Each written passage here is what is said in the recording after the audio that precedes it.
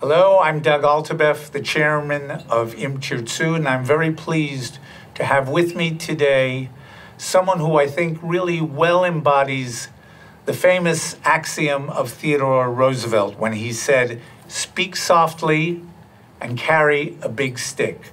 I'm referring, of course, to Professor Moshe Koppel. Moshe is a modest and unassuming guy, but he has had a very outsized impact on Israel. He's well known as a computer scientist, as a professor of computer science at Bar-Ilan University, as a Talmudist, where he has very interestingly brought his computer science expertise to the study of Talmud. And for our purposes, he is perhaps best known as a major public intellectual, as the founder in 2012 of the Kohelet Policy Forum. Moshe has been involved in a very diverse group of activities and initiatives, including the attempt to help write a written constitution for the state of Israel. And I'm proud to say that in conjunction with Tirtzu, Kohelet and Tirtzu have worked on a number of initiatives together, including providing transparency for the funding of Israeli NGOs by foreign governments and addressing the overreach of Israel's judiciary, particularly our high court, and to another extent, our legal structure of professional prosecutors and legal advisors. I got a firsthand testimony to the impact of Moshe. About a year and a half ago, we were at a dinner together where many of the leaders of Israel's, many of the most prominent Zionist NGOs were meeting together with some serious government officials, and Nir Barkat, the former mayor of Jerusalem, got up and specifically cited Moshe and Kohelet for tremendous amount of direction and initiative and insight and guidance for him and for his people in running Jerusalem. So I think that was a strong testimony indeed. So Moshe, now that I've given you this thoroughly embarrassing introduction, let me ask you, we now have, we now have finally, after a year and a half, a government. It may not be the government that we would have picked, but after a year and a half, 3 elections, billions of shekels spent, frozen budgets, interim this, interim that, we do have a government. So my question for you is, given your interests, given your priorities, what do you want to address to this government? What do you want them to be tackling? What's your wish list for what you think is most important for them to be focusing on now? Okay, thanks, Doug, for that exceedingly embarrassing introduction. And thanks for your important question. So let me answer this way. You ask whether, what I think is most important for this government to achieve. What I think is most important to get done and what I think this government is capable of achieving are not actually the same thing. So let's talk about what needs to get done. What needs to get done, first of all, is we need to extend Israeli sovereignty to at least part of Yehuda v'Shomron. The Trump administration has given us this opportunity, and we should be seizing it. It would be a huge blunder to take whatever we can get our hands on now. I know that you're not happy because I was making kind of a commitment to a process that leads to our state.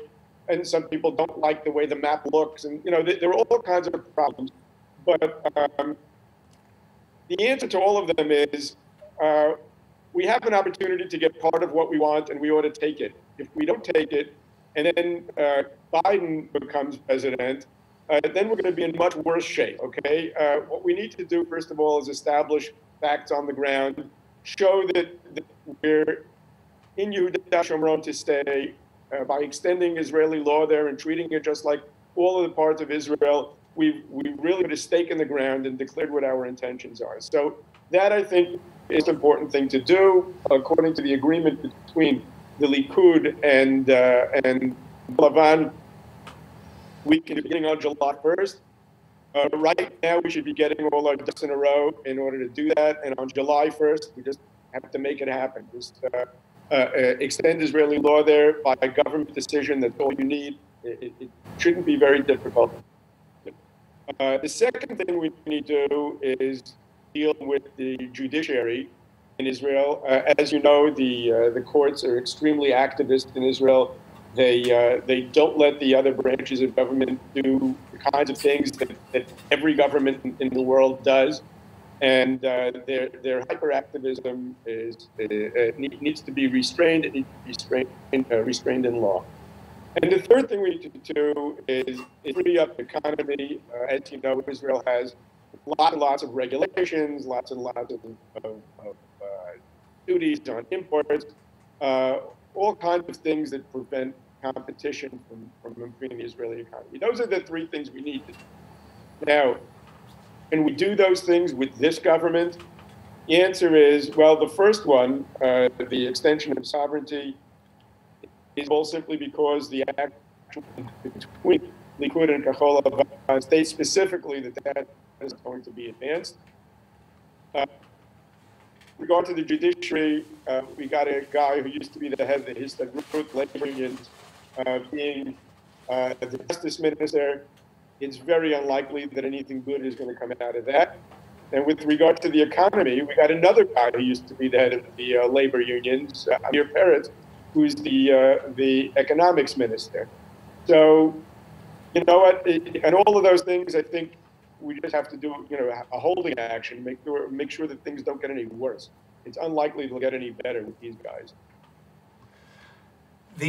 So basically you're drawing the distinction between what should be done and what might possibly be viable given the nature of this government. In terms of the annexation issue, and of course, we would not call it annexation so much as we would say it's applying sovereignty to that which we already have under our control and our ownership.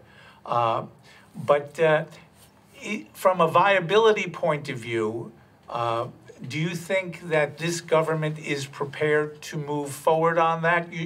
I regularly get these people sending me articles. Bibi doesn't really want sovereignty. Bibi desperately wants sovereignty for a variety of reasons. Is there the political will, do you think, assuming that the Americans are okay with it, because that I think clearly is a sine qua non here, but assuming that there is at least tacit agreement to go ahead, do you think that there's the political will on the part of this government to do that? Yeah, that's the million-dollar question. Okay, so first of all, let's understand that this government system, it really two governments, that linked uncomfortably together. So if you ask me about the Kohelet part of the government and the Gabi Ashkenazi, no, these guys don't do it, and that's the problem. Now the question is, well, Bibi really want to do it. If Bibi really wants to do it, he's got the votes in the Knesset. Okay, he's got 59 of his bloc, and Handel will surely vote for it, and then so that's already 61. And then you've got some guy, Bogey's not going to vote against it. Lieberman isn't going to vote against it. So the votes are there. We just have to make it happen. The question is, all right, what does Bibi really want? And people always ask themselves this question. I'll tell you the reasons to believe that he does want it, the reasons to believe that he doesn't. The reasons to believe that he does want it is that he really spent a lot of his political capital on this. At the press conference in Washington, when it was together with the president, and he actually said that, okay, let's get this done tomorrow, right? Right. And it cost him because he was a little bit over anxious, and so he did spend his capital on that, which leads one to believe that he is serious about it. On the other hand, the reason to believe that he doesn't want it is that if you've been following Bibi for the past 25 years, the one thing that's absolutely consistent about him is that if it's a choice between doing something or doing nothing, he prefers to do nothing. Right? he's always trying, to keep things where they are. He's a status quo kind of guy, and therefore everybody wonders, is that what's going on over here too? Does he want to make here as if he's pushing this forward, but then at the end say, well, I tried, but Gantz didn't want it, and Ashkenazi didn't want it, and the Americans didn't agree exactly to the map that I wanted, and the courts aren't going to allow it, and he's a master at finding other people to blame for the things he decided not to do. So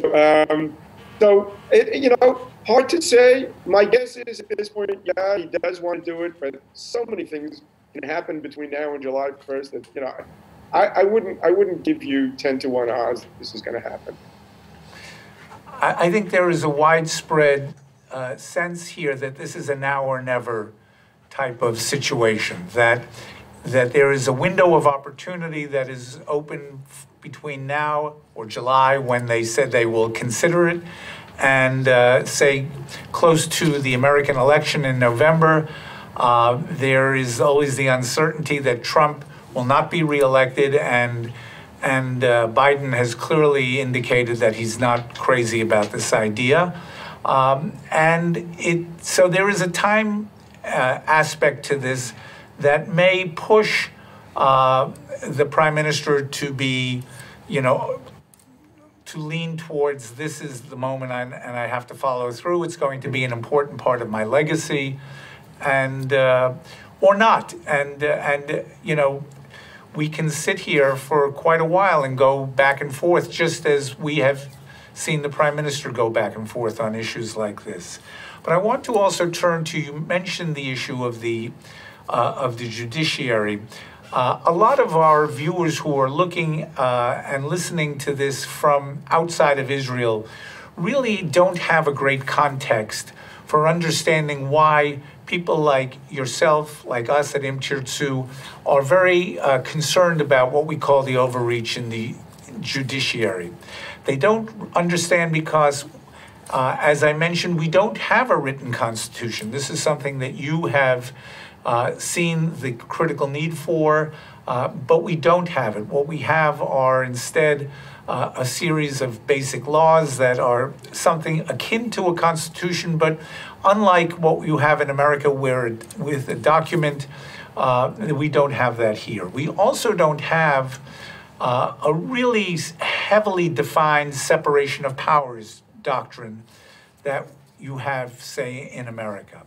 And lastly, you don't have a Supreme Court whose DNA is not to be proactive, as it is on the American Supreme Court. The American Supreme Court is very, very careful about the number of cases, the kinds of cases it will accept, the implications of any rulings that they make. I think I read that whereas the American Supreme Court takes 2,000 cases a year, the Israeli Supreme Court will hear 22,000 petitions a year. It's a vastly different way of approaching the idea of exercising discretion. So I say that for the benefit of our viewers. Tell me and tell us what you think the real issues have been in terms of judicial overreach and why something needs to be done, although it may or may not be done by this government. Okay, this is forgive me, it's a technical question. I'm going to give you a bit of a technical answer, but it's actually worth trying to follow the details of this because it's quite an astonishing story. The Israeli Supreme Court is different than the American Supreme Court in a number of ways, which you alluded to, but let's go through them. First of all, it's really hard to get to the American Supreme Court, right? You have to go through the entire hierarchy, right? You start at the bottom, you work your way up, you get through the appeals court, and only then, you can appeal to the Supreme Court. In Israel, this is hard to believe, but anybody who wants to sue or petition the court against any government agency just goes straight to the Supreme Court. You skip the entire hierarchy, you go right to the Supreme Court, right? That's the first issue. is self-sanctioned. But get that, the question is, okay, so you imagine if that were the case, that the court would say, oh, but you can come to us, but we're going to be very, very selective about whom we allow, through the door, right? That's called the doctrine of standing. In the whole world is you only get to come to the court. You only have standing before the court if you've actually been harmed, right? Something had to have happened to you, right? You say, the government did this thing, and I'm losing my livelihood because of it, or I'm losing my property, or I'm losing some right. Now, in Israel, we don't have this restriction on the standing. What happens here is, basically, anybody who wants to show up in court and say, well, I don't like this government policy, they don't ask him, well, what do you have to do with this case? How is this government policy harming you, right? They just say to him, yeah, whatever, sure, come on in, right? Basically, everybody in Israel has standing on every issue. You don't like some government policy because you don't like it, it's got nothing to do with you, just go petition the court. They'll take your case, all right? The second thing is that there are some things that the American courts won't hear because they're regarded as political questions, right? There's something called the political question. If it's the kind of thing that the other branches of government are supposed to deal with, well, the courts have no authority to deal with that whatsoever. That's just not their business, right? Congress runs its own affairs. The executive branch runs its own affairs, okay? If Congress passes some law and then somebody comes and says, wait, this law is unfairly harming me, right? Then they have and the court may decide, that's a justiciable question, right? But if you just come and say, I don't like that law, and the law is actually a political matter, right? The court won't touch it. Now, it is so crazy that somebody petitioned the court because Yuli Edelstein, the Speaker of the House, didn't convene the Knesset when they thought the Knesset should be convened, right? Now, in the United States, the court would have never even considered hearing a case like that. And what happened here is the court not only heard the case, but the court actually told Yuli Edelstein that, okay, he has to convene the Knesset, which is incredibly outrageous. So he said, all right, in that case, I'm resigning because I don't want to convene the Knesset. So in order not to just say I'm not doing what you told me to do, I'm just gonna resign. Okay, but his resignation takes effect only 48 hours after he tendered it, and somebody petitioned the court to say, wait a minute, we want the Knesset convened right away. We don't want to wait 48 hours.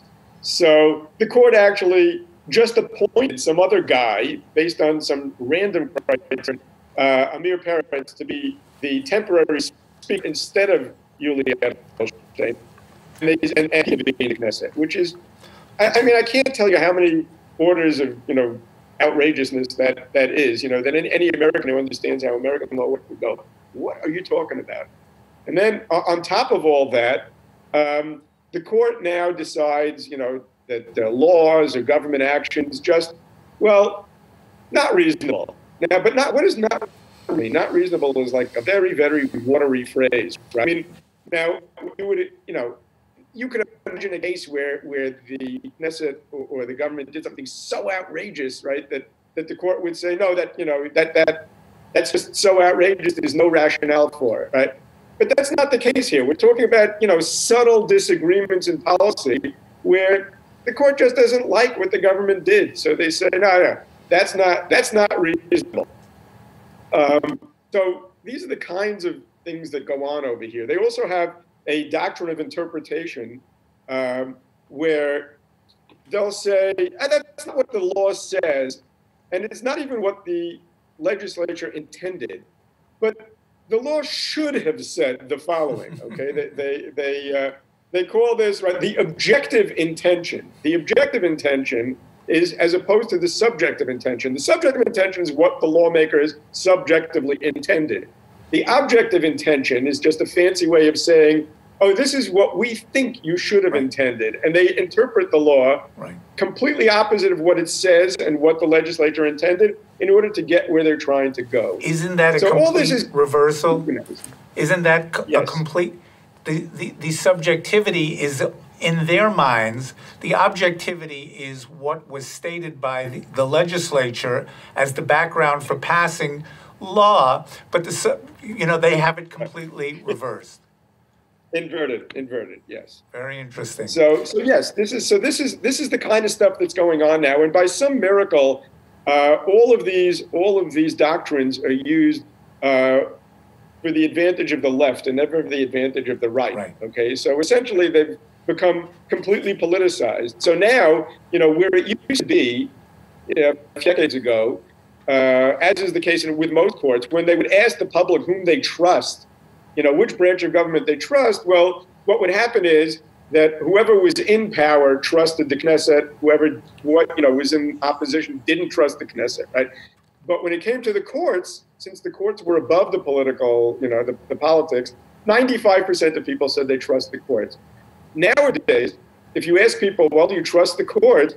So the left all think that the court is absolutely objective and they love them and they trust them. And everybody on the right doesn't trust the courts at all. So they've succeeded in politicizing themselves completely.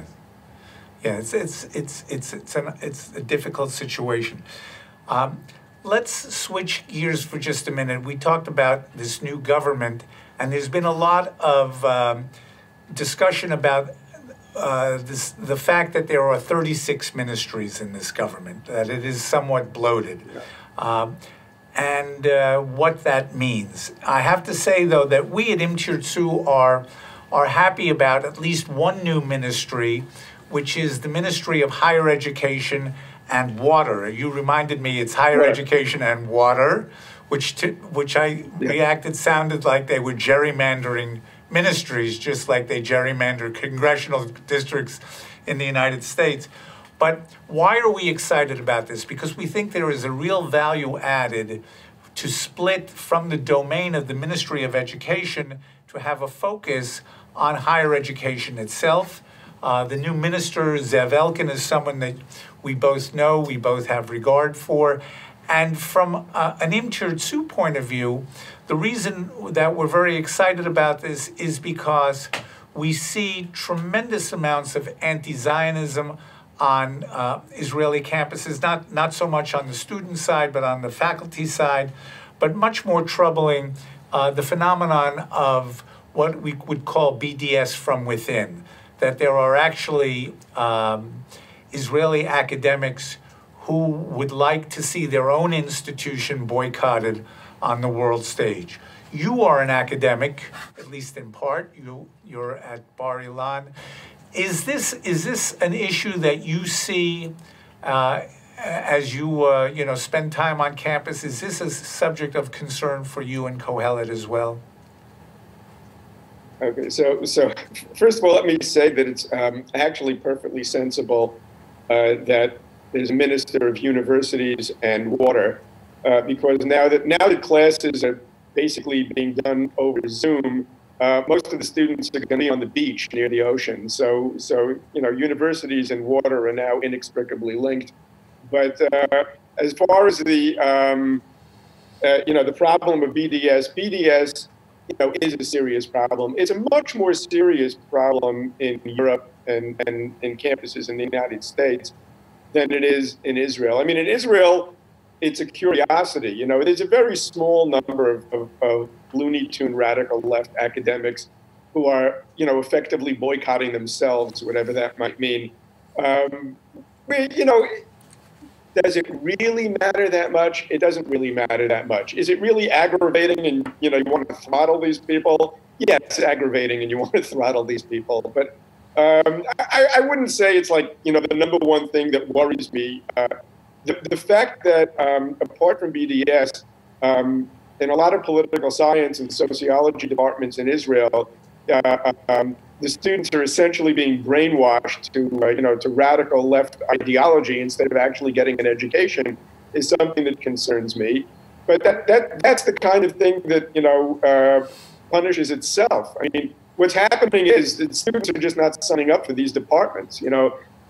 People have converted whole departments into outposts of far left ideology, and then they wonder why isn't anybody actually signing up for this stuff? Well, it turns out that when you get a degree in what they call here limudei desha, right? You know, the equivalent of beach studies, right? Yeah, you can't get a job after that because you haven't actually learned anything. So, so I think that's the kind of problem that's going to solve itself in the long run. Well, I would agree with you that it's not a big issue in the sense that the vast majority of Israeli students are not buying into the line, so to speak. But what we see is the real problem is that overseas, when an Israeli professor says boycott, you know, my country is committing war crimes, my government is violating human rights, that because it's coming from an Israeli, that it gives some validation to the charges. And so a lot of the real problem is that these are, you know, Israeli academics who are projecting a libelous image of Israel on the world stage. But I would agree that happily within the Israeli universities themselves, they are looked at largely as, you know, cranks, and they're rather marginalized. Let's switch gears for a second. One of the things Kohelet has been well known for over the years has been its economic concerns, concerns about liberalizing our economy. And do you see opportunities for that in this new government? Do you see the groundwork being ripe for pulling back on bureaucratization and regulation in this new government? Okay, so first of all, I should say that the previous government actually did a very good job at cutting down on useless regulation. We'll never run out of useless regulation to get rid of. You know, there's still plenty more where it came from, but the fact of the matter is that they have reduced a lot of regulation. It would be really nice to continue down that road. A lot of the bad regulation, by the way, comes from the health ministry. And now Yuli Edelstein is the health minister, and it may very well be an opportunity to work with him to cut down some of this. Just to give you a sense, I mean, if you want to open a small business that, you know, you make herring for, you know, for people, you know, to have it their kiddush on Shabbat, right? So you've got a kitchen, you know, and you're making herring, right? So you can't imagine the amount of regulation that there is just for this. You need to have not one but two bathrooms, right? Even if it's just like a room that you use a few hours a week and you're the only worker there, okay? You need to have two separate bathrooms. You need to have a shower. The room has to, you know, have a certain minimum size that has nothing to do with the amount of, you know, space you actually need. There's endless regulation, right? And then you start with fire department. The fire department has endless regulation. There are actually farms, you know, where the cows need to have a sprinkler system in case of a possible fire, right? There were regulations beyond regulations, okay? It would be fantastic if we could start to cut this down. The problem is, if you look around at, you know, the ministers that need to get this kind of stuff done, Amir Peretz, you know, in the economics ministry, is not going to be cutting down on regulation. Okay, you need to understand something. Regulation usually sounds good, right? Okay, we want to make the supermarket label things a certain way, and you know, etc. It sounds like they've got consumer in mind. Every time you hear something like this, the first question you should ask yourself is, okay, which insider is actually getting some advantage here, okay? So, for example, when supermarkets need to label things just so, you know who that helps? If you're a chain with 500 supermarkets and you've got your legal staff and the people who deal with this kind of stuff, it's no big deal, okay? You know, because you've got 500, so the scale works to your advantage. You get a lawyer to deal with it. If you've got one little grocery store, but you've got all the same regulation. That regulation is so onerous, it's going to put you out of business, okay? Well, I think we've covered a fair amount of ground. We've touched on some very relevant, pressing issues. You know, this is a lot of stay tuned and we'll see what's going to happen. But I know that Kohelet will not be a passive bystander and an observer here. We're counting on you to be buttonholing the right people and getting the right points of view put forward. So I want to thank you for your time today. I want to thank you for your very, very interesting insights. And for all of you who are watching, and I know I speak for Moshe when I say this, this has been a very challenging time. This has been a difficult time. We are with all of you in wishing you continued health, safety, and sanity in this most challenging of times. And please God, we will be coming out of it in much, much better shape in the very near future. So thank you again, Moshe, and we look forward to continuing conversation. Thanks, Doug. Been a pleasure.